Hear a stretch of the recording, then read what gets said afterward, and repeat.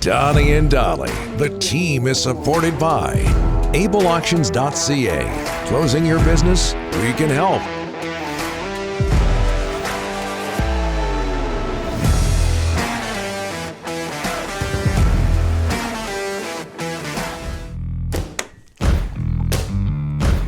Today's guests, including Farhan standing by, brought to you by the Vancouver Giants. Giants return to the LEC Friday, November 18th to take on Kamloops, the Blazers. Grab a White Spot pack for any of the Giants home games, 4 tickets, and a $40 White Spot gift card starting at $119, Rick. Yeah, Get all of the info. You sound excited. Get all the info at vancouvergiants.com/White Spot. Just before we get to Farhan, Delaney's OK Tire and Langley inbox, we're getting a lot of this. Poppin'. And popping. Tony in Abbotsford. Enough of this Rutherford not hiring his own coach. Technically, that is correct. However, when Rutherford was hired, we heard over and over again Aquilini consulted with him prior to hiring Boudreau. What do you know about that? Well, we, of course, heard that. But it's not the Rutherford isn't the issue with Boudreau. It's Allvin. Because in came Allvin after that. Mm-hmm. And it's from what we gather, look, Allvin is the GM. He wants his own guy. Most GMs do. I would have presumed that, Donnie. But let's that's strange. Let's leave it at this. It's not working out the way they thought it would. Well, yeah, no kidding. But even that's strange because Patrik Allvin is a rookie GM. He's a rookie GM. Would he not have some belief in Rutherford's opinion or even Francesco Aquilini's opinion? Yeah, only they're the ones that, according to a lot of people, hired Boudreau. Yeah, I hear you there, but it's the GM and the coach. That relationship those two guys have to be on the same page, or it's not going to work. All right, and by the way, I guess I called it the Western semifinal on November 6th. Why don't you correct me on these things? You hope they're in the Western final. Right, there you go. That's what I was thinking. Yeah, you got to correct me. You got to help me out here. 1958, I was going to do it, but I'm a nice guy. I didn't say anything. 1958? Remember you said 1958 the other day. Yeah, one of several mistakes. Here's somebody who'll bring order to the show, Farhan Lalji sure from about that. TSN. How are you, sir? Thanks for doing this. Good. 1958, Donnie's birth year. No, it's close. Close. It's close. Oh, look at this. Easy, big guy. You're not that far behind. Well, you are actually. 1968, but who's counting? Yeah. Well, it's not 58, but as we move on, looking good in green, by the way, today, Farhan. What do you make of Patrik Allvin's press gathering yesterday? What stood out? Yeah, it was a bit of a surprise that it even happened. But yeah, I mean, look, I think he's talked about. I like the fact that he did take some ownership, right? Yeah. And the fact that they need to do better to get the roster that's needed here, and the fact that he didn't really necessarily single out the defense, but that's the area where they weren't able to get it fixed this offseason. But you kind of got the sense that Boudreau might necessarily not be his guy, but at the same time, you've also got an owner who isn't necessarily going to want to write a check for another coach for another year, even if they could potentially fill that void internally. So I don't think they're going to do anything drastic immediately. I think that was kind of the one takeaway from Allvin. But, boy, I don't know that we're that far away, right? I mean, if we go through this for another couple of weeks, and here we are looking at the same thing, and they've only won one of their next, 7. Like, when you look at their next 7 opponents, they've got only 2 teams that are really, really, contending type teams. They've got a schedule here over the next 7 that could help them. But if we're sitting here navel-gazing again that far down the road, at that point, they might make a drastic decision because right now they're in a bad situation right now. And I think this roster is hitting management in the face, right? I think Boudreau knew what was there, but I think management convinced themselves they were a little closer than they were. They could fix other parts of the roster and not get it done on the defensive end and still expect to be better. They still throw out words like structure and the same buzzwords they used a year ago when they were potentially being a little critical of Boudreau. And here they are. It's their roster. They can't blame the previous regime anymore. They have doubled down on the mistakes, and they're all having to wear it. Hey, and you didn't mention injuries in there, Farhan. What can give Canuck fans hope? Can they dig themselves out of this thing? Wow, I think the only thing that can give them hope is if Thatcher Demko turns into last year's Thatcher Demko, right? The first half of last season. And he's done some good things, but he hasn't been elite. He just hasn't, right? He hasn't been the problem, but he hasn't been the solution. And then at what point does Quinn Hughes get healthy? At what point does the power play get going?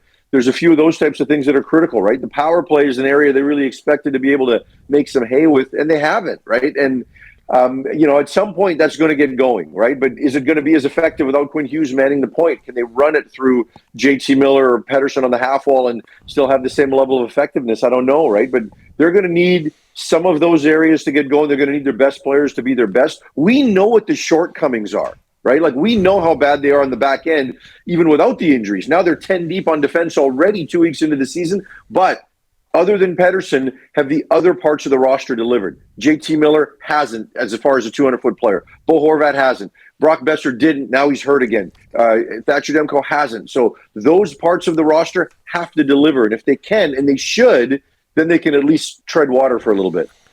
All right, let's talk about a winning team in the city of Vancouver, the BC Lions.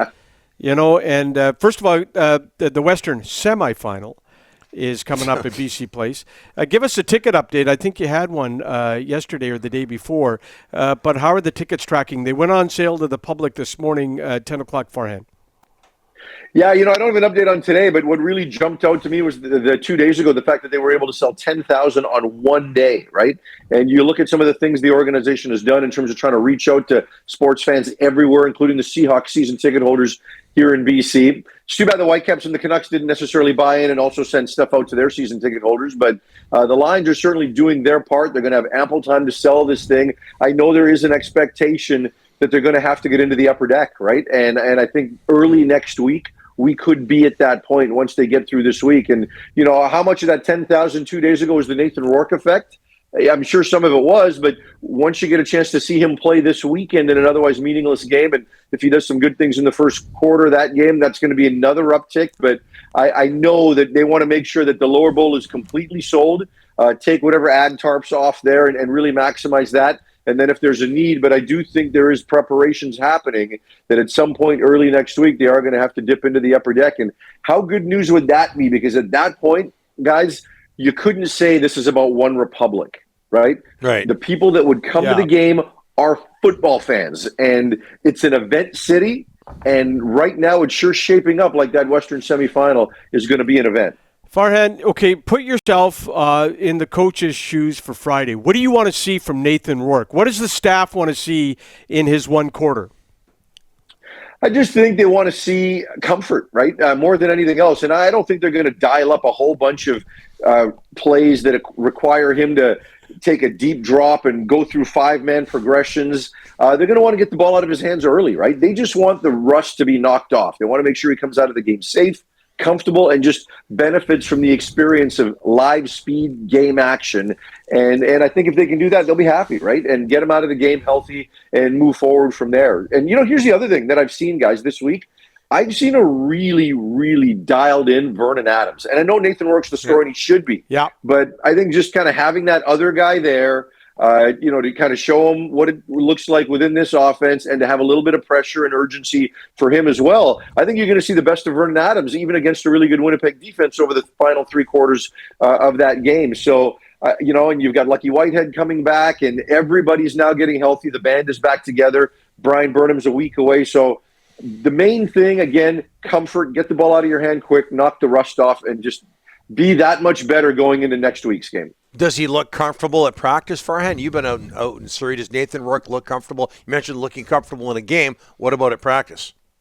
Yeah, very much so. When you look at the timing of what's happening, and we haven't seen Rourke have to really roll out and extend plays and do all that kind of stuff, but he looks comfortable navigating the pocket. He can step up and climb. He can slide. He can escape. But more than anything, just seeing his accuracy with his receivers, right? I mean, there was a throw on the first day of practice, a corner out to Keon Hatcher. The entire offense just went crazy that they were able to make that play. It was like the third or fourth progression that he went through the corner. Hatcher makes a diving catch. Everybody sprints down to the other end for it. Just seeing those types of throws and that type of excitement. I mean, I went into Jordan McSimick's offense yesterday and I said, so how does it look compared to what it looked like before? And he just had the biggest smile on his face, right? So it's been good. Yeah, and nothing against Vernon Adams, who has been good, solid as can be. They're 4-2. They're 4-2 with Vernon Adams as a starter.